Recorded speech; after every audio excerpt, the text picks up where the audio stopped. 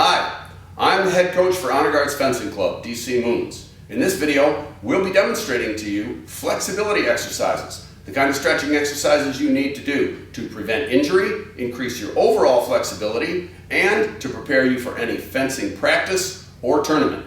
With me today is the Honor Guards Strength, Conditioning, and Flexibility Coach, Laurel Ryan. So what's the first exercise we have to work on? We're going to start in a deep lunge, so pick a foot and put it as far in front of you as is comfortable, and lower yourself into a lunge. If you'd like, you can keep your hands on your knees, or if that is uncomfortable for you, you can put both of your hands on the outside of your foot. You're going to be feeling this in the hip flexor of the leg that is straight behind you, and you're going to hold this for 35 seconds or as long as is comfortable. From here, you're going to take the leg that is straightened behind you and you're going to bend it underneath yourself so that you're sitting on both sit bones, and you're going to hug this knee up to your chest. This is going to be stretching out the glute in the leg you're hugging up, and it's going to give you a nice little stretch. In this position, you're stretching out your gluteus maximus, and the closer you hug your knee to your chest, the deeper of a stretch you're going to get. From here, we're going to unwind the stretch, so go ahead and put your hands down right in front of you and twist back into your lunge. From here, we're going to put down our knee back onto the ground, and you're going to come up so that your knee is at a right angle in front of you. From here, you're just going to put both of your hands into the crease of your hip and lean forward to deepen the crease. This is going to stretch out your hip flexors on both sides, and it's also going to stretch out the top of the leg that is behind you. Where are the hip flexor muscles? So the hip flexor muscles, if you can stay right there, are the ones that are right here, connecting your legs to your lower torso. They run up the inside of the thigh? Up the outside. Up the outside, all right. Now I can definitely feel this stretch in the upper part and the front of my thigh. And if this gets uncomfortable for your knee that's behind you, you can go ahead and put both of your elbows on the floor if that's available to you. Oh, that takes a lot of strain off of the knee. It does. Okay. So we have to do the other side. Yeah, let's do the other side. So we started with our right leg, so we're going to put our left legs up. Go ahead and put both of your hands into the crease of your hip again and lean forward. And again, if this is putting too much strain on your knee, you can go ahead and put your elbows on the ground if that's available to you. Well, you have extensive training in dance, and you're a lot younger than I am. So your range of flexibility is going to be a lot more than mine in all of these motions. The important thing is to pace yourself and to not push yourself to do something that your body isn't able to do. So people who are younger and just starting out on this program, or people who, like me, are a little older. There are modifications for every stretch. I would say just don't go as deep into it if you're finding that it's painful, or only go until you feel like it's a comfortable spot for you. How about if I wanted to just increase my general flexibility? Shouldn't I push things a little harder? You should, but not to a point where you're going to injure yourself. So from here we're going to do the lunge and the fold up the opposite way? Yep. And again, hugging that knee to your chest is going to deepen the stretch in your glute. Next, we're going to move into the progression from the lunge into a plank. So we're going to find ourselves back in that same lunge. We have our knee on the ground, our two hands in our hip crease, and we're going to move our elbows to the floor. From this position, we're going to move the forward leg back to meet the other one. And you're just going to hold this plank. So a plank is an isolated position, and it might be difficult to hold. To make it easier, make sure you're doing your plank correctly. You want your hips to be parallel to the ground so that your entire body is making a straight line, almost like an equal sign. You want your shoulders to be directly over your elbows. That's going to help you balance. And you want your head to be all the way in line with your spine so that you're getting a straight line from the very bottom of your spine straight out the top of your head. You're going to hold this plank position for as long as you can, or 45 seconds, whichever is available to you, and then we're going to move into the next stretch. So DC is going to lower his knees to the ground. He's gonna push his hips back to meet his feet, and he's gonna leave his hands on the floor. This is called a child's pose. It's a yoga position. He's gonna actually walk his hands out a little bit further, so his arms are almost straight, keeping his head on the floor or as close to the floor as he can get it. This is stretching out his shoulders right now and his upper back, while also giving him a little bit of a stretch in his thighs. While resting in the child's pose, we're gonna take this opportunity to stretch out the latissimus dorsi. I'm gonna have DC walk his hands to one side as far as he can go. This is stretching out his entire side body and his arms. And he's gonna hold this for 45 seconds or for whatever is comfortable for you. After that, you're gonna walk yourself back to center and repeat on the other side.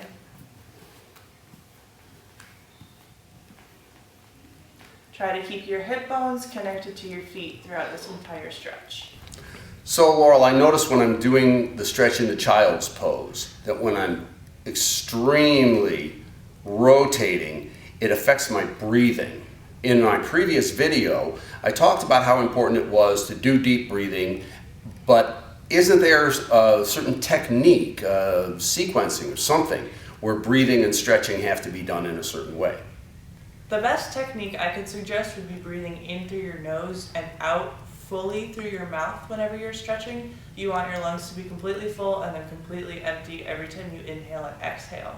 If you're in a stretch like that child's pose where you're rotated all the way to the side and you feel like you're overextended, I would suggest walking back your hands a little bit to make the stretch a little bit more shallow so you can still breathe while you're in it and you can still get that full inhale and full exhale every single time.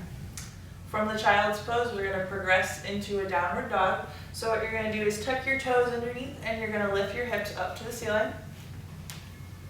And in this position, you want to make sure that your knees and your elbows are straight. You're stretching the muscles across the back of your shoulders and down your spine all the way to your head. You're also getting a little bit of a stretch in your bicep and in your calves. So while DC is here, he's going to start treading his feet. This just increases the stretch in his calf muscles. And it also puts a little bit more weight into his hands. You can stop treading your feet now. Now to come out of this, he's going to walk his feet towards his hands, trying to keep his knees straight for as long as he can. And he's going to roll up his spine to stand up slowly so that you don't get a head rush.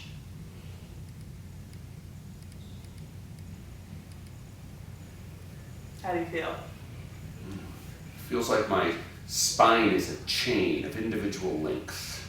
You should feel like your spine is going up vertebra by vertebra as you're standing, because that's going to keep your head from getting dizzy when you stand straight up. Instead of bending at the waist and pivoting from my hips. You want to think of your spine as a ribbon that's just rolling back onto the spool. It's an interesting visual. Well, I'm going back down the same way. Does that help at all? It does, so why don't you try? And I want you to imagine you have a really good connection between your head and your tail so that your head is actually moving towards your pelvic bones. And you should be able to see a really nice C curve in his spine as he's rolling up. And no head rush. So next we're going to do a couple of stretches for the muscles in your neck. You want to really, really gently tilt your head to one side and apply some pressure on it with your hand. You're not pushing on your head, you're just letting the weight of your hand rest on your head. And you're going to do both sides. After that, you're going to take both of your hands and put them behind your head and just rest them on top as you look at the floor. From there, you're going to take both of your hands one more time. You're going to look at the ceiling and you're just going to press against your chin. Again, you're not pushing your head and you're not trying to force it to go anywhere. You're just letting the weight of your hands lower it a tiny, tiny bit. From there, we're just going to make small circles with our neck just to increase the mobility a little bit, making sure you go both directions. So next we're going to be rolling out your wrists and your ankles. So let's start with ankles. You're going to flex your feet And try to get your toes as close to your torso as possible. They're not going to go very far, but you're going to flex them as much as you can. If you're able to, you can actually go ahead and grab your toes and pull them a little closer to you. So it's not only going to stretch out your ankles, it's also going to stretch out your calf a little bit. Yeah, I can certainly feel that on the back of my calves. If you want to take the stretch a little bit further, you can actually roll your shoulders forward and point your head down towards your stomach, and it's actually going to stretch out your shoulders and your upper back a little bit as well. So let's release our feet. You can go ahead and let them just relax. You can shake them out a little bit. And from here, what we're going to do is we're going to point one foot and flex the other. And we're just going to switch back and forth between pointing and flexing. And I would do this about 20 to 30 times. When you're done with your flexes and your points, you're going to try to point your toes as hard as you can, and you're just going to lift the toes. It's kind of hard to see on DC with his shoes, but you're just going to lift your toes. So the top of the foot is still in that pointed position, but the toes are flexing. This is called a demi-point. Well, it's easy to see by the shape of your feet that you are a ballet dancer. Mm-hmm. From here, we're actually going to make circles with our ankles. So you're moving your toes towards each other and then rotating them out. Towards each other and rotating them out. And then you can go the opposite direction, just like we did with our neck exercises. Very important to have your ankles and your feet warmed up. Many people in fencing don't recognize how much flexibility you have to have in your feet. And weak ankles leads to sprained ankles, broken ankles, strained. And a sprained ankle is the most common injury in fencing. Don't sprain your ankle. So fencers, of course, have to use at least their weapon hand quite vigorously, and the wrist, the suppleness and the flexibility of the wrist is very important. Do you have some specific exercises to make the wrists more flexible? Sure. So let's start by just putting the hands together, and you're going to make a little fist, and you're actually going to roll out both of them together. Just a couple times in each direction so we can switch. And that's going to help with a little bit of the rotational mobility. So from there, I can hear your wrists cracking, which is fine. From there, we're actually just going to take one hand and we're going to bend it back just a little bit, not applying too much pressure, just letting it stretch, and then we're going to bend it back. And we're going to do down, and up. And I would highly suggest doing both wrists, because being more flexible on one side as opposed to the other isn't really something you want to go for. And in fencing, you have one weapon hand, and the other hand you're not allowed to use it. You're not allowed to switch hands in a bout. You can pick up a left-handed weapon if you're a right-handed fencer and use it in a different bout, but not once you get started. From here, let's just shake out our hands a little bit as we're going to the next wrist exercise. You're actually going to put both of your hands on the floor with your fingertips pointing towards your knees, and you're going to try to get your entire hand all the way onto the floor, keeping your hips connected to your heels. So this is giving you a really big stretch right up the inside of your arm. From there, we're actually just going to flip our hands over so that our palms are still facing up, and we're going to stretch out the other way. So this is actually stretching the back side of your arm. The flexors and the extensors. Yes.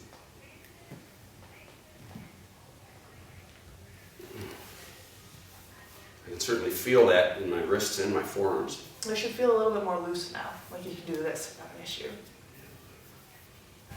So it's equally as important to stretch after practice as it is to stretch before practice. So we're going to show you a couple of really quick cool down sequences.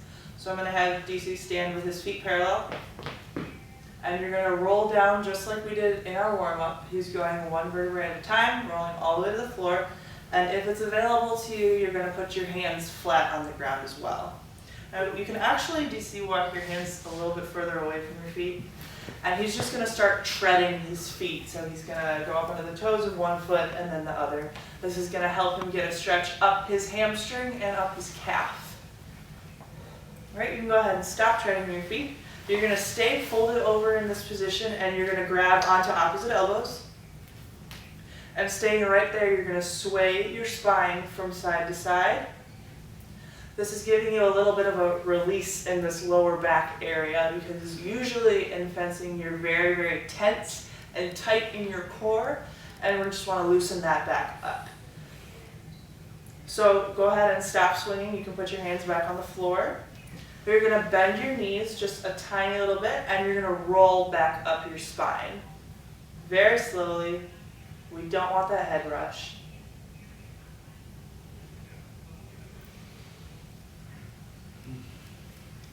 And you should do this every day, every time you finish your practice, to help you loosen out your muscles. Fencers have to turn their feet out, which is very similar to the position that ballet dancers like yourself use all the time. And so we need good flexibility in our upper thighs and on the inner surfaces of our thighs and for our hips. What good exercises could you as a ballet dancer give us fencers to help us improve in this way? So we're going to do a second position lunge. So what we're going to start with is just turning your toes so that they're facing opposite walls, and you're going to create some distance between your feet. And you're just going to bend your knees all the way down. You're going to try to live in this position for a little while. Put your hands on your knees and try to push your knees behind you. You don't want your knees to start doing this, or you're not going to get any type of stretch. So push them behind you. While you're here, you can take the time to stretch out your shoulders just by twisting one and then the other. Or you can just stay still. That's perfectly fine as well. If this isn't giving you a good enough stretch, you can put your elbows down.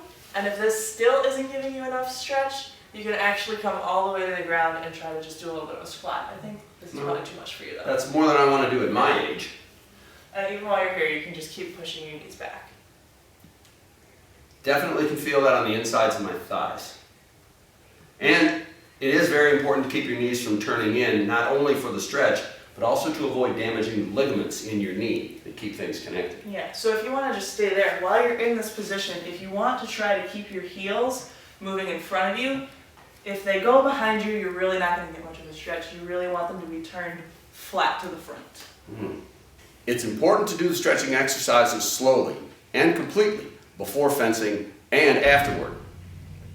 Mostly to prepare yourself before you fence and to cool off afterward. It's also important to consistently stretch every day just to increase your general flexibility and to reduce the risk of an injury during a bout. Thanks, Coach. It's good to have someone with your expertise help us out. No problem.